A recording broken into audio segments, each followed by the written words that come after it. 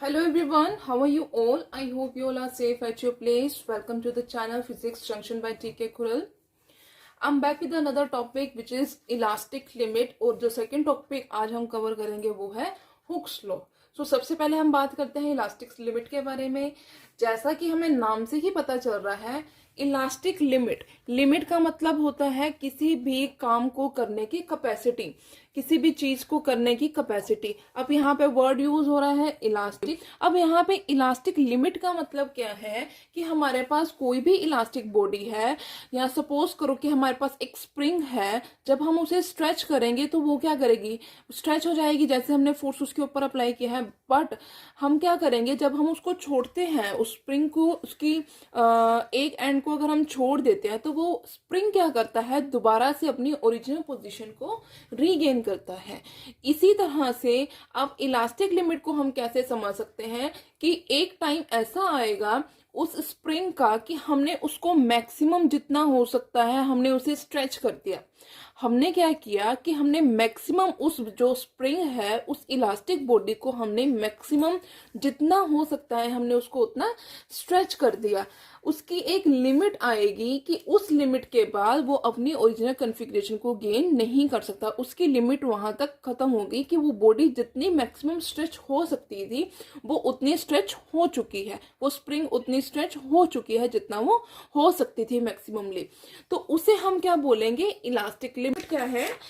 Elastic limit is the upper limit of deforming force up to which, if deforming force is removed, the body regains its original form completely, and beyond which, if deforming force is increased, the body loses its property of elasticity and gets permanently deformed. कि अगर हमने spring को उसके limit से ज्यादा stretch कर दिया है तो वो क्या करेगी, वो पूरी तरह से खिंच जाएगा। मीन्स उसकी जो इस इलास्टिक लिमिट है वापस अपनी पोजीशन को रीगेन करने की, वो खत्म हो जाएगी। तो उस लिमिट को हम क्या बोलेंगे, इलास्टिक लिमिट।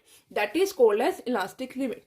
सो अब हमारा जो नेक्स्ट पॉइंट है, नेक्स्ट टॉपिक है, वो है हुक्स लॉ। कि हुक्स लॉ क्या कहता है, अब हम वो स्टडी करते हैं। हुक्स लॉ क्या कहता है कि जो एक्सटेंशन प्रोड्यूस होती है बॉडी के अंदर वो डायरेक्टली प्रोपोर्शनल हो जाएगी लोड अप्लाइड के, कि उसके ऊपर हमने कितना लोड, कितना वेट हमने अप्लाई कर रखा है। बट कंडीशन व्हाट इज कि वो जो लिमिट है हमारी वो with in the elastic limit होना चाहिए। वो जो एक्सटेंशन प्रोड्यूस हो रही है बॉडी के अंदर वो एक इलास्टिक लिमिट के अंदर होना चाहिए। ये क्या कहता है, हुक्स लॉ। ये है डेफिनेशन हुक्स लॉ की। जो ये हुक्स लॉ था उसमें मॉडिफिकेशन की गई थी और ये पाया गया था कि जो हुक्स लॉ है वो डिफॉर्मेशन के लिए भी एप्लीकेबल होता है। तो उसके लिए क्या किया गया था, उसकी मॉडिफाइड फॉर्म दी गई थी हुक्स लॉ की, जो क्या कहती है कि with in the elastic limit जो स्ट्रेस डेवलप होगा वो डायरेक्टली प्रोपोर्शनल होगा किसके, स्ट्रेन प्रोड्यूस के।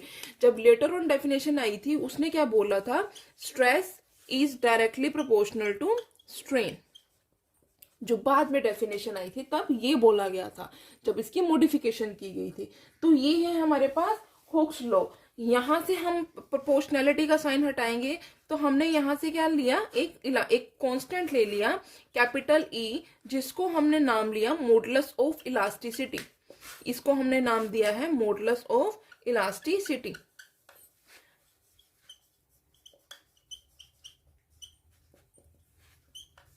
ये है हमारे पास डेफिनेशन हुक्स लॉ की, कि हुक्स लॉ हमें क्या बताता है।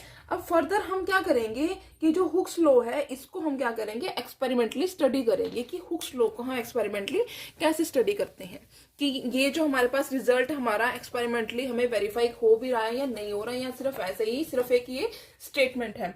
तो हमने क्या किया कि हमने एक मेटेलिक स्प्रिंग ले लिया। हमने क्या किया, एक मेटेलिक स्प्रिंग ले लिया है। सपोज करो कि ये हमारे पास एक मेटेलिक, ये है हमारे पास स्प्रिंग का एक एंड है ए पे और जो सेकंड एंड है वो किस पे है, बी पे है। तो हमने अब क्या करना है, यहां से इस एंड के थ्रू हमने एक स्केल लगा दिया। हमारे पास ये स्केल है,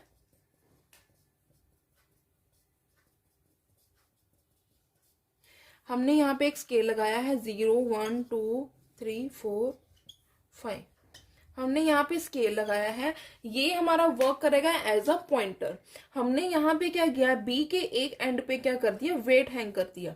ये जो वेट हैंग किया है, हमने सपोज कर लिया कि हमारा जो वेट है वो हमने कितना लगाया है, यहाँ पे वेट है हमारे पास, हमने सपोज कर लिया कि 10 ग्राम का हमारे पास जो वेट है हमने इसके ऊपर स्प्रिंग के ऊपर ऐड किया है।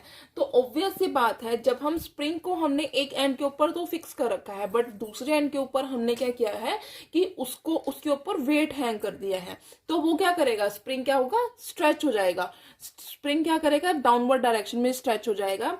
वो जितना स्ट्रेच होगा वो स्प्रिंग, उसकी जो नोटिफिकेशन है, उसका जो भी हमें पता, उसकी जो भी वैल्यू होगी वो हमें इस पॉइंटर, वो पॉइंटर क्या करेगा, हमने यहाँ पे स्केल लगाया हुआ है, ये हमारे पास क्या है, स्केल है। हमने क्या किया, यहाँ पे स्केल लगाया है, तो जैसे हम वेट हैंग करेंगे, तो सपोज करो हमारे पास जब हमने इसके ऊपर कोई भी वेट अप्लाई नहीं किया था, सपोज करो यहाँ पे हमने कोई भी वेट अप्लाई नहीं किया, तो ये 1 पे पॉइंटर है हमारा। हमने उसके बाद क्या कर दिया, यहाँ पे वेट हैंग कर दिया 10 ग्राम का। 10 ग्राम का वेट हैंग किया, तो ये पॉइंटर क्या करेगा, नीचे आएगा। मींस अगर वो पहले, सपोज करो पहले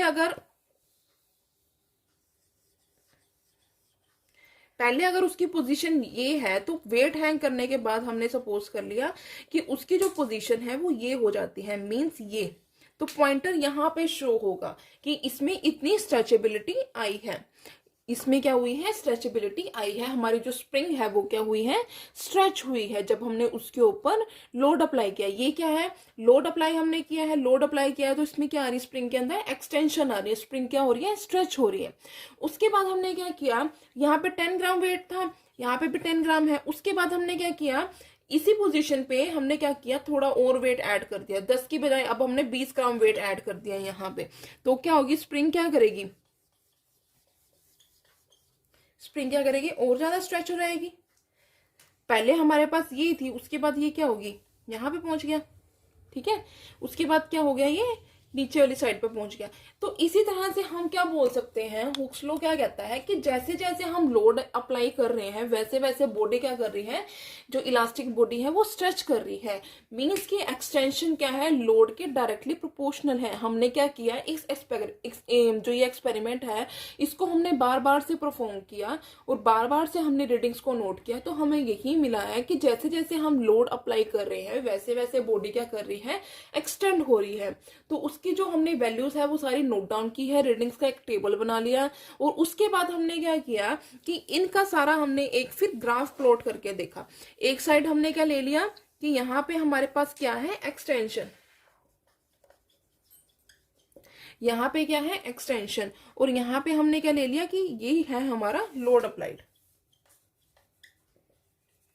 हमने क्या किया, सबसे पहले हमने 0 पे था, यहां से स्टार्ट हुआ है। हमने क्या किया, सबसे पहले 10 ग्राम हमने जो वेट है इसके ऊपर लोड अप्लाई किया। तो सपोज करो कि हमारा जो पॉइंटर है वो यहाँ पे शो हो रहा है, यहाँ पे 1 2 लिख लो।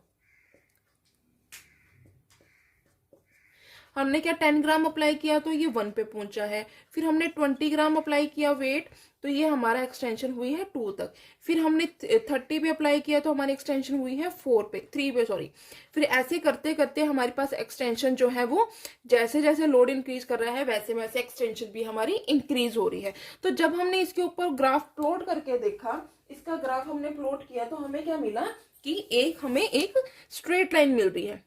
ये स्ट्रेट लाइन हमें मिलती है जब हमने क्या किया है, इनका ग्राफ प्लॉट किया, जो हमें ये बताता है कि हमारे पास जो एक्सटेंशन है वो डायरेक्टली प्रोपोर्शनल होती है लोड अप्लाइड के, या फिर जो स्ट्रेस है हमारा वो डायरेक्टली प्रोपोर्शनल है किसके, स्ट्रेन के डायरेक्टली प्रोपोर्शनल है। तो ये क्या है, हमारा हुक्स लॉ है। हुक्स लॉ है जो हमें क्या बताता है कि जैसे जैसे लोड अप्लाई होगा, वैसे वैसे जो हमारी इलास्टिक बॉडी है उसके अंदर एक्सटेंशन आएगी। So that was it for today's video. I hope ये वीडियो आपके लिए कुछ ना कुछ बेनिफिशियल रही होगी। अगर आपको भी मेरी वीडियो अच्छी लगी तो मेरी वीडियो को लाइक करना, मेरे चैनल को सब्सक्राइब करना और ज्यादा से ज्यादा शेयर करना। Thanks for watching.